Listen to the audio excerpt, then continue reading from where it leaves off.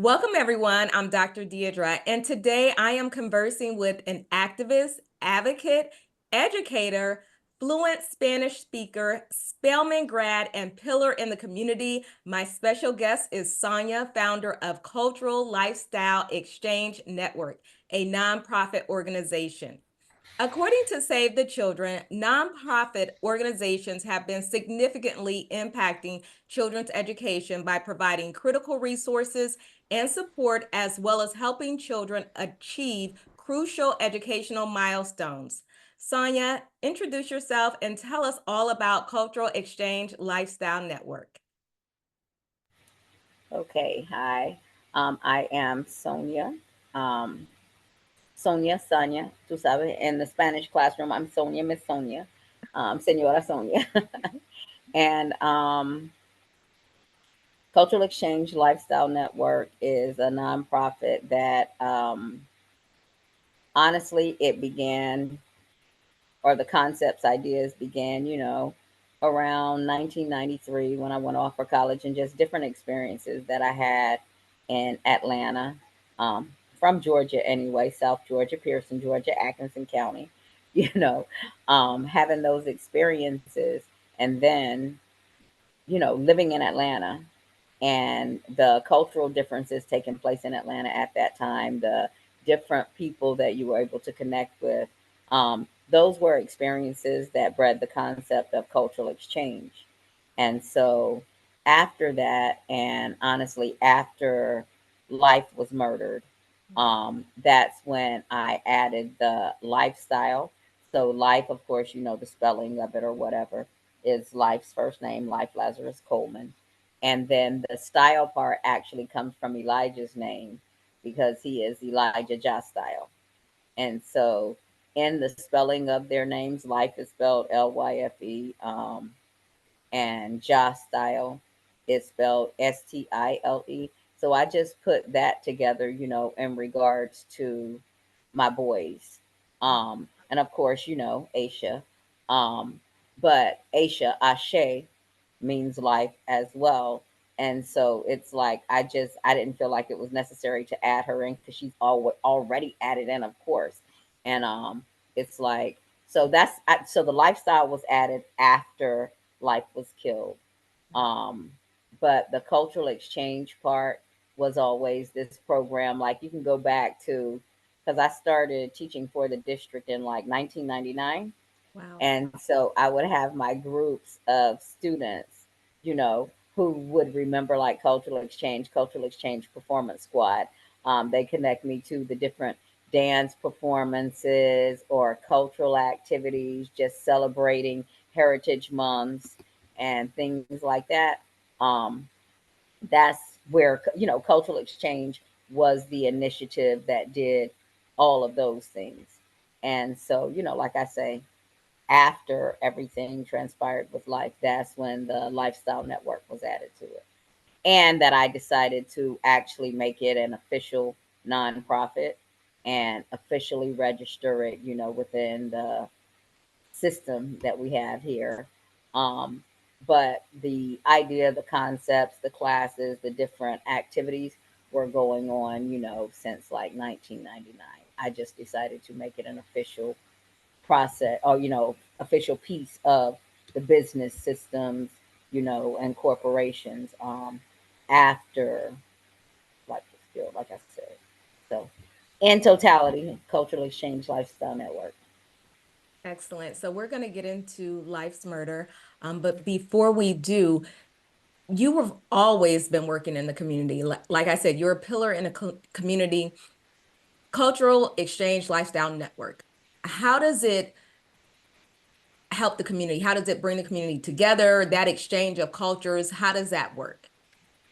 Honestly, a lot of it is whether it's getting people in the same location to be able to have that conversation or getting people to connect, whether it's, it doesn't have to be full group meetings, but, word of mouth is powerful. And just working with whatever groups, whatever people, but to act, for the right reasons, not for any of the extra things that may be attached to what a lot of what is influential in our society or whatever, but for the purpose of making connections, for the purpose of, because when people get to know each other, right? And that's what the network piece. When people get to know each other and they can see through or work through, process all of the cultural differences. And with cultural differences, it's like tolerance, right? Mhm. Like, okay, this is different from what I am accustomed to. So I'm not doing this, or I'm not talking to these people for whatever reasons, whatever prejudices, whatever, you know, differences don't have to be bad, Right. right? They Hmm. just are. But it's just so many structures in society that, kind of maneuver or try to force you into certain ways of thinking Hmm. about things and how people relate or deal with each other. And so to put those people in rooms that possibly just without it being a thought out process and an intentional process, they might not connect because of their cultural background, social conditioning, whatever. They might not connect on the level of to be able to work together, to be able to bring together more people because of those things. And so it's just the idea of let's get over these processes and sit down and have those initial conversations without all of the extra, you know, um, thoughts and ideas, or and a lot of them are like false, or not false but generalizations, because each Right. individual person is different. And so, just putting people in the places to be able to connect with each other and see how we can work together to, improve the conditions that we're living in on all types of levels. So love it. Now, did you always know you wanted to work in the community? um So in that aspect, for me, being in the community in that piece is not like a work type of thing. It's a Okay. this is what I'm accustomed to. You Hmm. know, I grew up in communities that, regardless if they were somewhat segregated, because of course in South Georgia during the years that I grew up, born in '75, so like in that process, although the civil rights movement and all of these things had gone on, um, things kind of have a trickle effect, or they trickle into different communities in different areas at different rates and under different conditions. And so, of course, like it might not be the years that are documented as segregation, but segregation existed on large levels. Um, and I come from a family who, a large, large, large family. My mom's family was pretty large, you know. I have to show you the picture. It's like seven girls, seven boys, my grandmother, my grandfather, and my mom was the oldest of the girls. Wow. So I was always raised in a community that believed, and I mean, still to this day, or do the same things. But it was always about, you and the community being one and the same. You know what I'm saying? It wasn't something that was separated, like, oh, this is not me or this is not a part of, like, whether it was bloodline or community ties for over the years because your families lived in the same places. And, it's like, oh, this is such and such, and this is, from whatever family or what have you. And just connect. So it's like the community piece is just a piece that's always existed. That's something that was, trained into me, that this is what you do. I am because we are, therefore I am, even though that concept was not an ideology that I took hold of until I went to Spelman, but it was what was lived and what was taught to me from birth. So it's not a separation of those things for me, regardless of the outside factors and barriers and all of that. So this is not work for you. It was inbred in you, to do the work of the community. And so you're just familiar with it. And so I wanted to ask you, as a Spelman HBCU graduate, how did this time influence your career path? And how did it influence your ability to take things further? Yes, you worked in the community on a local level, but now with cultural exchange lifestyle, it has grown. So how did that influence? Um, well, you know how it is when you come from one location, right? Because lots of times I've thought, okay, yeah, I'll go back home and I will work, because a lot of the concepts that, have been born through my experiences, there was always this thing of wanting to tie back to the community where I came from because that was a big influence, right? And when right before I graduated or during those years in the '90s, there was like an influx, a large population of Mexicans came to the area to Pearson. And but I always wanted to learn Spanish, and then just seeing the differences, the treatment, whatever, that was what initially made me want to speak Spanish at a bigger level, or want to be fluent, want to be bilingual. I've always believed in being multilingual. I just always found it attractive, and the sense of, oh my goodness, you can relate to so many people if you can speak lots of languages, right? Right. And then, of course, like the different stories in the Bible or whatever that people influence you with, whatever your faith, or if there is no particular faith, per se, and the traditional names or what have you. It was just something I always believed, that you're supposed to speak many tongues, and be able to relate to as many people. That's like just a part of being here, right? This whole life experience. And so the more people you can connect with, the more people you can talk to, it's going to be easier if you actually speak the same language, right? Or if you can maneuver through the languages to be able to connect with each other. So agreed. So let me ask you, what are some of the most rewarding challenges, or I shouldn't say rewarding challenges, but what are some of the most rewarding experiences that you've had with Cultural Exchange Lifestyle Network? And if you can highlight those that you've had with children. Um, oh my goodness, it's been, whew. So like, I think I've shared with you briefly. Um, Initially, it was like working with some girls from one of the mosques in Atlanta, Okay. and going through just the different processes of covering, not covering, wearing my hijab, whatever. Like, because today I was like, oh, okay, well, I didn't do what I was said I was going to do to my hair. Should I just put my wrap on? And then, like, even on the levels of in certain spaces, like, okay, well, I might want to cover today, or I might want to, because how you dress has such an influence on how people interact with you. So I don't, it's not a matter of, oh, you got to do this because of, but it's something that I think about when I'm entering spaces or whatever. Okay, if I'm dressed like this, or if I choose to cover, if I choose to wear my wraps in the spaces that I'm in, how are people going to interact with me differently? you Right. know because people put so much focus on the exterior things, right? And so just to be able to connect with people, and just all of the pieces, like the cultural aspects and experiences, with those initial ones, to then moving, going through the years living in Atlanta, going through the programs at Spelman, going to Oaxaca, Mexico, El Centro de Idiomas de Benito Juarez, right?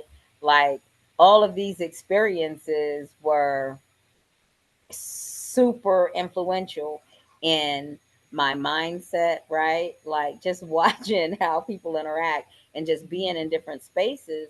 Um, there's no way you're not going to change through those experiences, because on a daily basis, like, you're interacting in just completely different environments, right? Regardless of what language is being spoken in the environment, how the people interact with each other, right, is just, I mean, you've traveled, you've lived and been in lots of locations. I don't have to tell you, you know um how And, drastically different every experience is.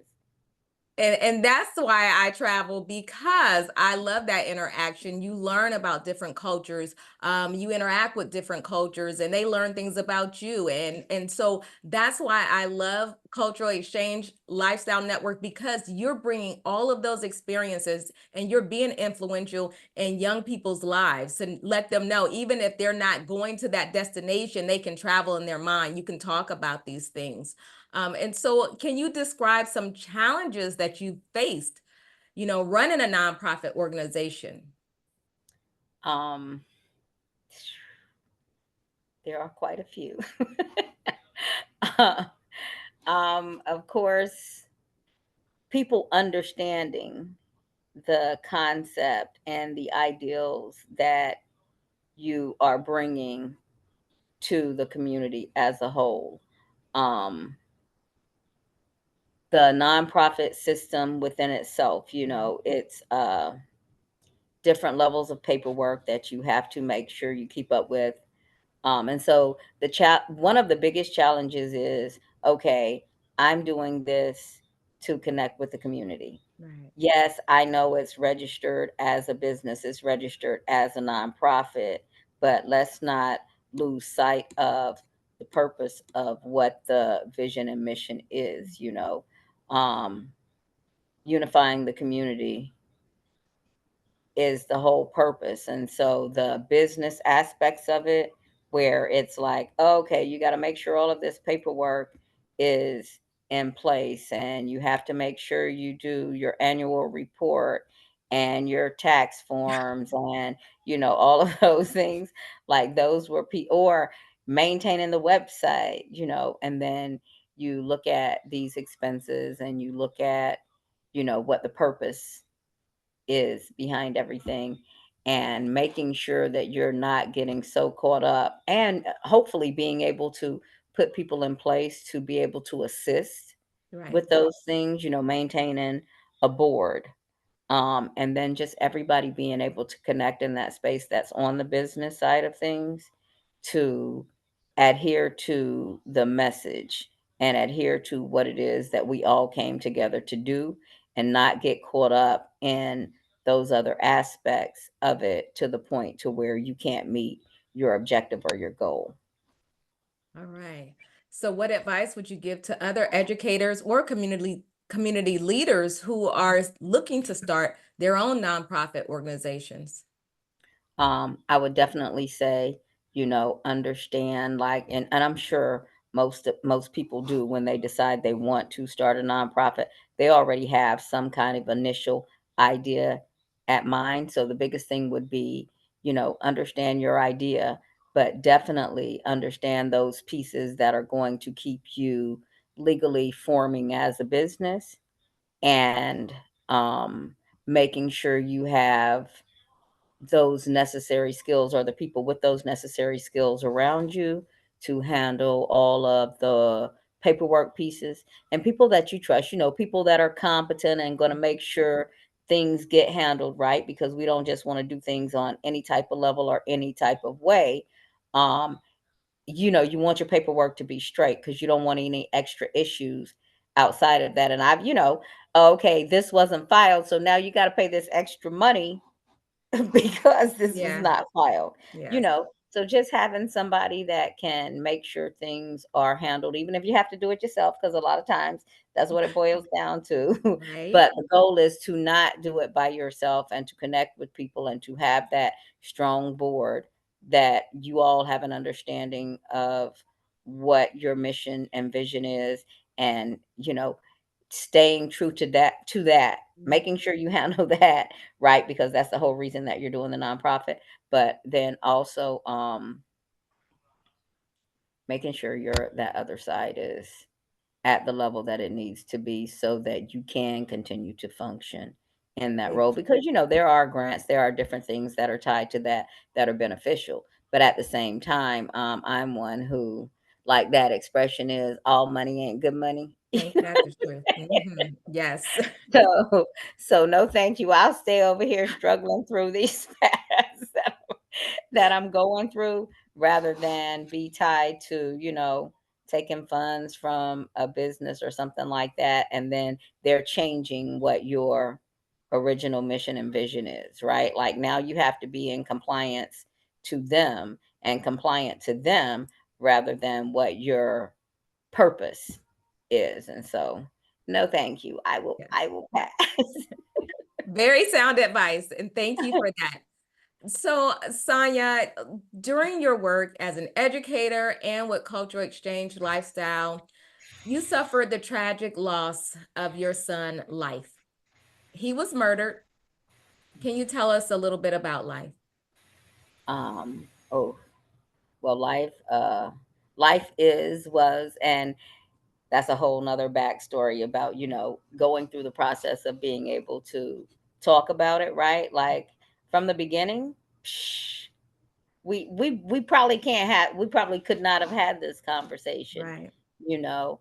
But because I've done it so many times now, and let me say, Circle of Mothers, Mhm. the Andrew Joseph Foundation, um, just so many people that I also connected with after Deanna and I connected, because of, having the Circle of Mothers group.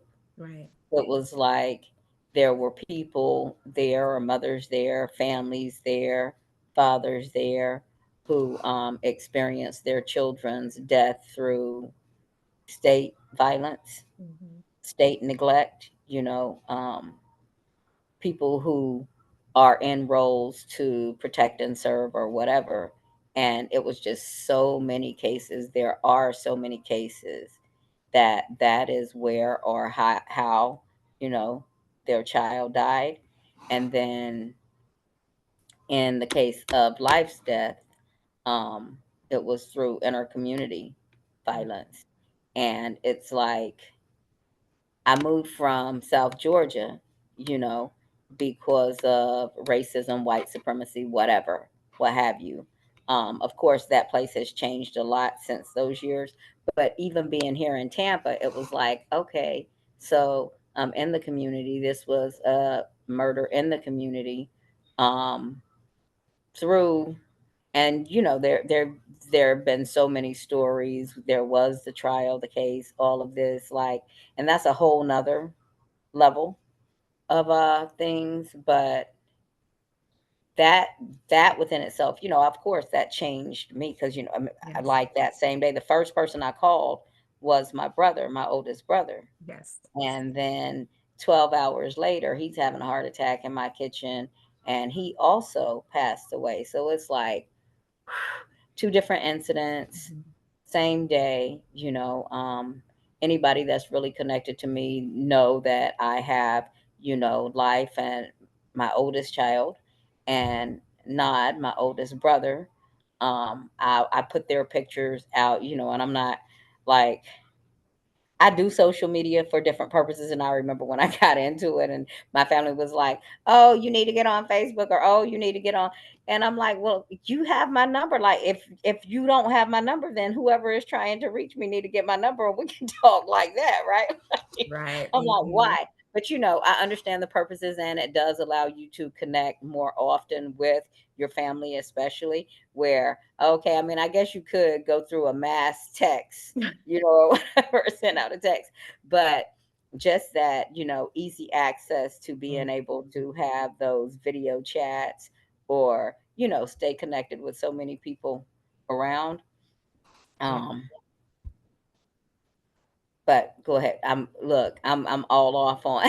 No, but I just want to touch on Life because I know that you've done so much activism in the community. You've advocated for our young people. So why do you believe Life was the target of such a heinous crime? um, and that part right there was the slap in the face, right? Okay. It was like, and to what I can sense or piece together, right? Um, it was always circumstances and situations to where I know Life felt like he had to, be armed to protect himself, in the community, moving through different communities, going through different schools, living in the community where his dad is. And of course, I was living in West Tampa at the time. And just so interactions like conditions of our neighborhoods, um, interactions that people have, to make it short. I know that Life and the person he was meeting were meeting for the purpose of a gun sale. Okay. Um, why the gun would have been loaded. I mean, you're not someone who's unfamiliar with guns, Right. serving in the military and what have you. And so it's like, all right, so you're meeting like with a loaded gun. No, the bullets are here, gun here. Like when you're selling a gun, like why would you sell the gun with the bullets in there right already? Right. Just that whole process within itself. Um, Heard someone express, oh, uh, instead of selling him the gun, the initial goal was to rob him Mhm. instead. And so, like, why? Because we don't have uh, certain levels of respect for one another in our neighborhoods, to where life is like not taken at value, where okay, you get this life right here, and for it to be such a ridiculous like situation to where it had to turn into him dying, right? And they fought, they tussled in the yard, in his dad's yard, and the bullet went there. So, it's like, and then lodged into his brain. And it's like, okay, from all of the video footage, from all of the interactions that they had, it was a situation of two teenage boys getting together for the purpose of a gun sale. It was said that other people were there, like after the situation happened, they jumped in a car and left. So, was it, depending on the perspective that you look at it, right? Um, it's a part of, I mean, the community violence that exists in our neighborhood. I can't really say why it had to be. Of course, I question it all the time, like why my child, like, but I wouldn't want that to be anybody's child. But why this situation right now, right here in a community that I'm working in, Right. or that I have worked in over the years. So don't really know the answer for that. But in my mind, as of this point, I put it at, it's also a part of, like, think about how many children that we've taught from that neighborhood Yes. that have been killed. Yes. Hmm. And so it's like mine, my child is also a part of that number. And so, like I said, I'm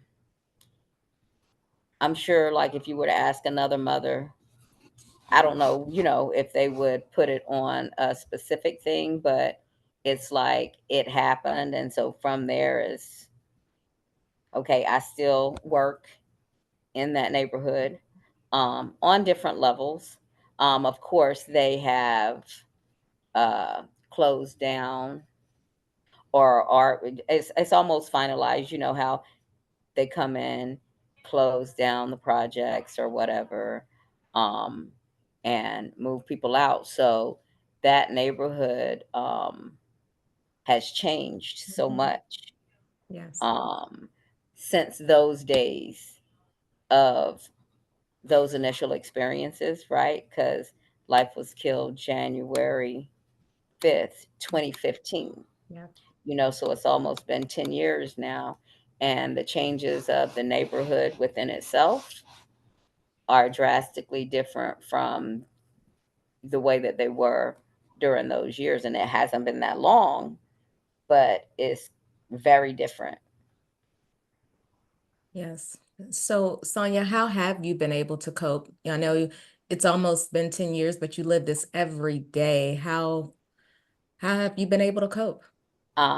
Honestly, like I said, connecting with different groups, Hmm. especially the relationship built with people inside of the Circle of Mothers Tampa, Right. um, with Deanna Hardy Joseph, mother Mhm. of Andrew Joseph the third. Um, we, like we have our meetings usually the third Sunday of every month Okay. at the location where we both are, together now, off of Fowler in Nebraska, 11213 North Nebraska Avenue, Suite 403. But we just, because for her, she just did her 10-year. Mm, Um, and just being there with all of those mothers, right. like it's not just me, and everybody has a different story. Everybody, processes their grief differently. But when we're able to come into the space together, Mhm. um, it's kind of like we get rejuvenated as a group. We are in that space where we can relate to each other because of our experiences, like I expressed, bonded through bloodshed. Right. Um, and so that, and being in a good workspace, putting myself around people that mean me well. Mm, Um, and I might not talk to certain people, every day or whatever, right. but those relationships or whatever, um, have a lot of value, and they are a part of the pieces for my coping. During that process, two of my sister friends, Stephanie and Patra, like through that whole process, they took over. You Mm, know what I'm yeah. saying? They Hmm. they drove, made sure I ate. They like I was completely like numb to the world.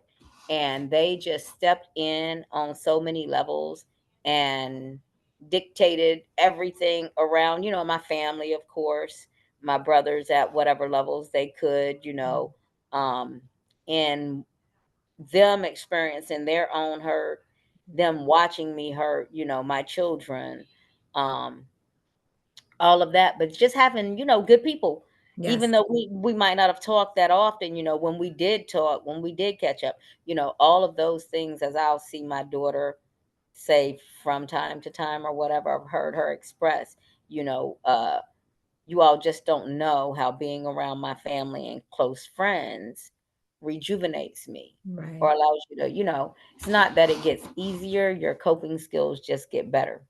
Yes. You know what I mean? Okay. And so just being around good people, Mhm. being intentional, putting myself in good spaces to where my energy feels good, and staying in the present. Of course, there are good days, bad days, but they're days, right? Yes. They're Hmm. days. And so getting through each day and just making sure that I've done something productive. I've done something that can assist us to be in a better state. Self determination is important. Um, and so through those things, trying to exercise more, stay healthy, um, go Aren't through the we all? process.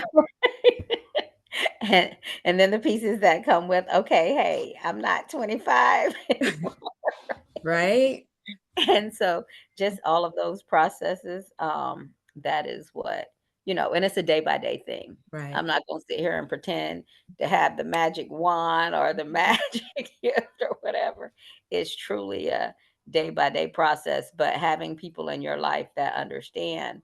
um, some days I just want to go sit up under the table and not deal. I just need, and so it's those understanding your energy, understanding how you really are, regardless of how it may look to anybody else, Right. you know. But those processes where you know yourself well enough, and your mental capacity well Hmm. enough. Some days I can be really good interacting in spaces with other people. And some days that's just going to throw me all off. And I'd rather not. You know what I'm saying? I'd Right. rather be in my own little space to Mhm. where I can process and deal with to where, because your attitude and how you interact with people is important, right?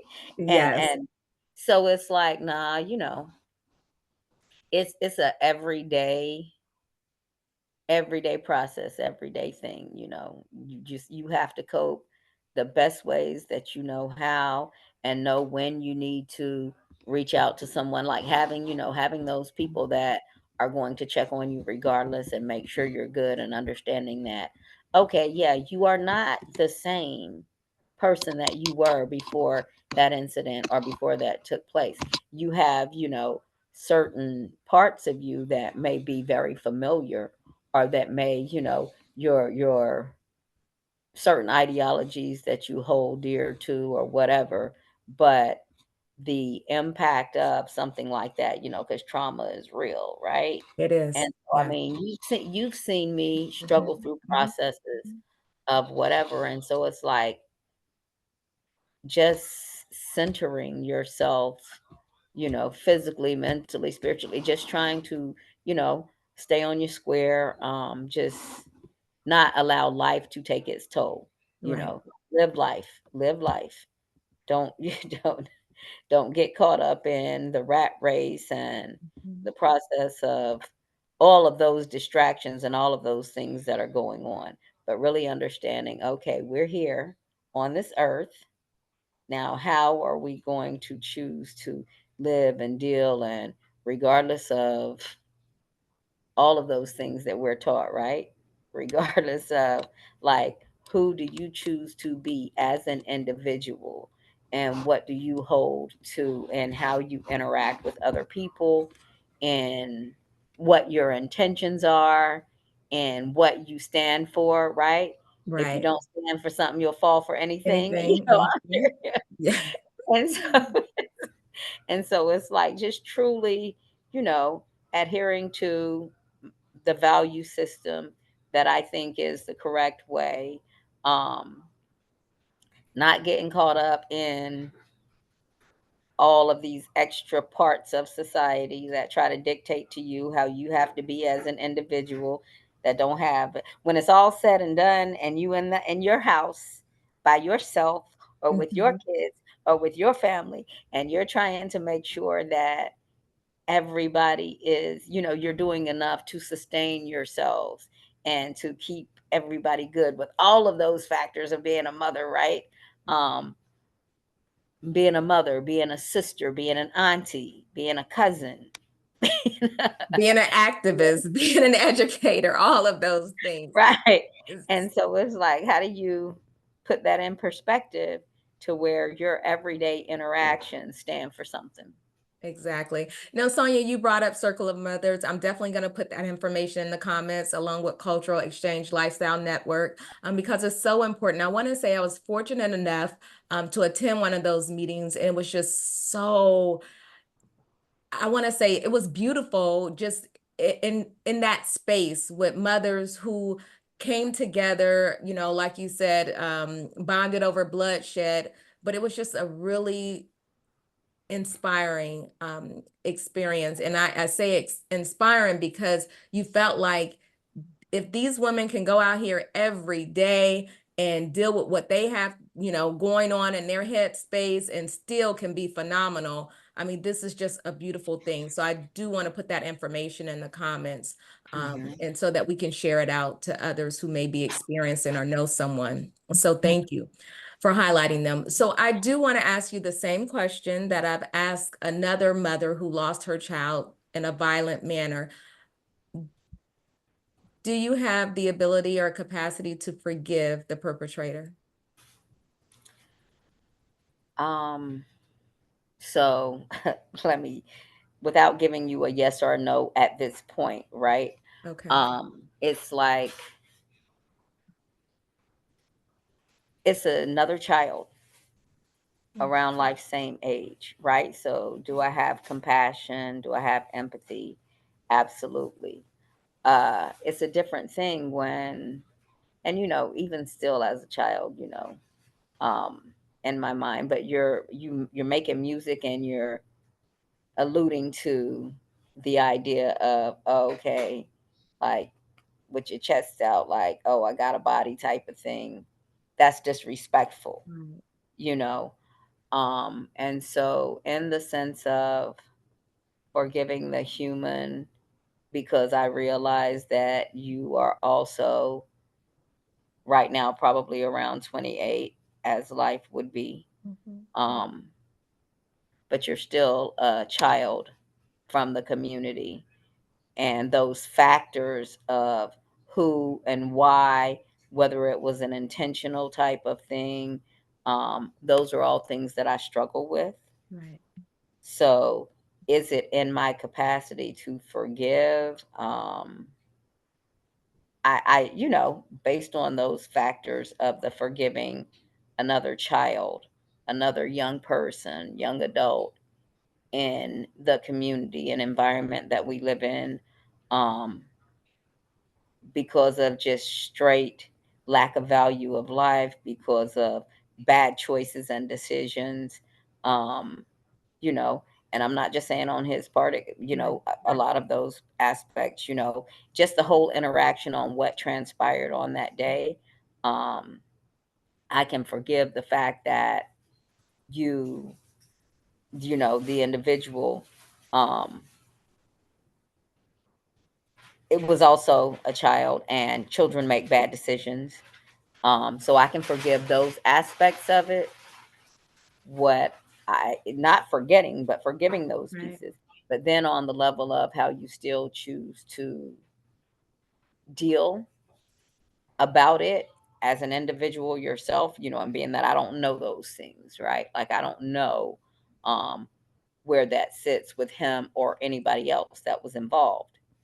But on those aspects, because of those levels of how disrespectful, even after the fact, and how then it became this thing of more neighborhood violence Mm. where families, are involved, or are like, looking at, oh, okay, well, now this group has a problem with this group because of those circumstances, which none of it, regardless of how it goes, is going to bring my son back, or any other mother who experienced the same thing, especially in that neighborhood.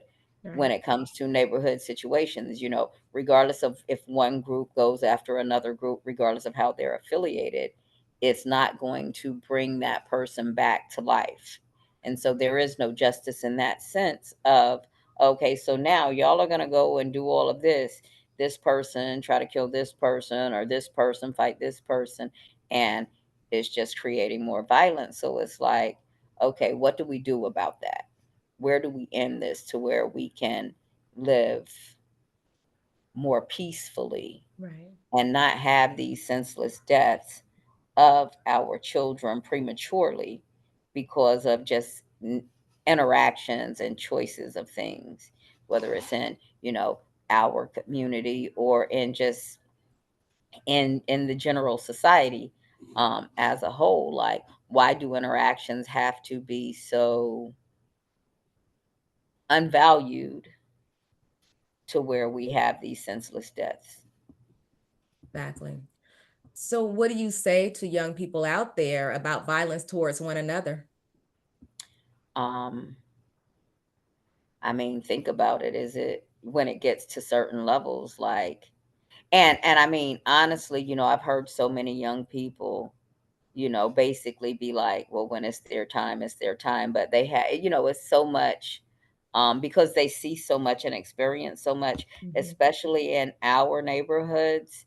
And when I say our, I'm talking about, you know, if we choose to live in a certain neighborhood, and our, or have circumstances that kind of force us to live in certain neighborhoods.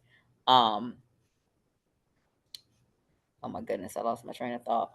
But No, just you're good. We're just touching on how do we influence. I mean, you have such influence on young minds. So how do we, touch them and influence them to, hey, like, you know, any critical thinking skills or, mechanisms that um they can put in place to, maybe prevent.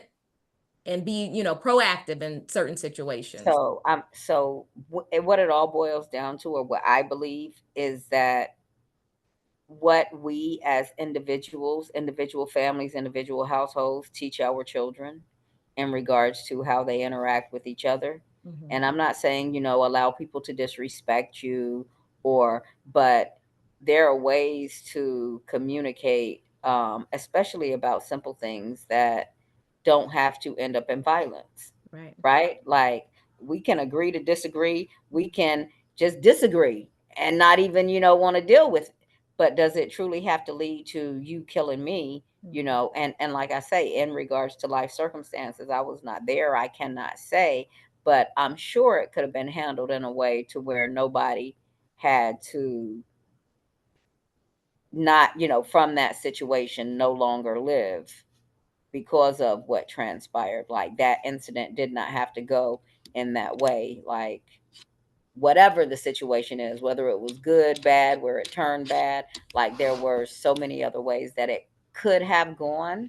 And so, just respect each other and have enough value for life itself that you think about other ways to resolve conflict rather than, violence and somebody ending up dead.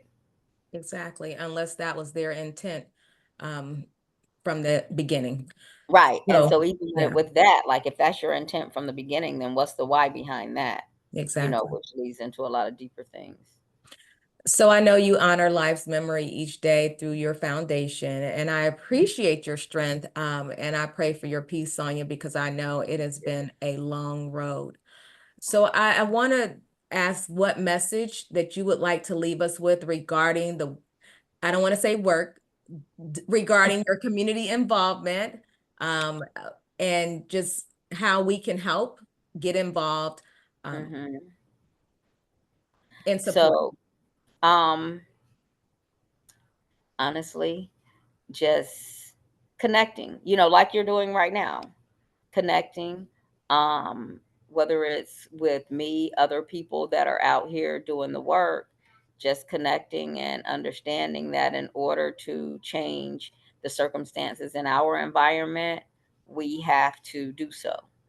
Like, it's not going, it's other groups and people that are not directly living in, have circumstances in, but they're on the outside looking in, that's a different situation. Mhm. And nobody can influence our neighborhoods the way that we can, you know, if we just truly connect with each other and, like, eat, the expressions and the different things that have grown out of different movements in, um, communities of color, Right. uh, indigenous communities and populations of people, just through all of the different, events that have taken place in our society.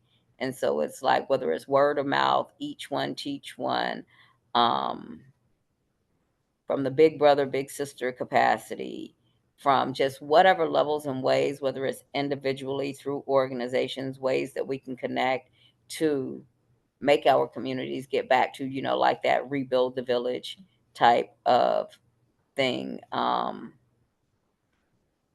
Just, so connecting individually in your own communities, reaching out to us, of course. You're welcome to come to our location off of Fowler and Nebraska, but through different events, and that we're in relation to other people, other events, but supporting one another, Right. coming out, you know, um, on whatever levels, whether and it doesn't always have to be about financially, right? Um, but showing support in whatever way or level that you know how to show support to help to continue the work that we're doing, to become a part of the work that we're doing, whether it's creating an alliance, or just supporting another child in your community through our wraparound services or whatever. That's the best ways that you can support Cultural Exchange Lifestyle Network. Well, most definitely. And I will share that information. So I want to say thank you today for your time, Sonia. It is always a pleasure. And we will hopefully have you back again to talk about, Okay. what you're doing with Cultural Exchange Lifestyle Network, and just stay informed about that. Okay. Okay, I appreciate All right. it. Thank And it was you. good chatting with Yes. you. Yes. All right. Take care. All right, you too. Bye. Bye. As always, self-love is sexy. Be selfish in your love for self and selfless in your love for others. If you enjoyed this video, like it. If you found this video useful and want to see more, subscribe. If it pertains to someone you know, share it. And if you have an opinion, leave a comment. A conscious heart will do all four. Thank you.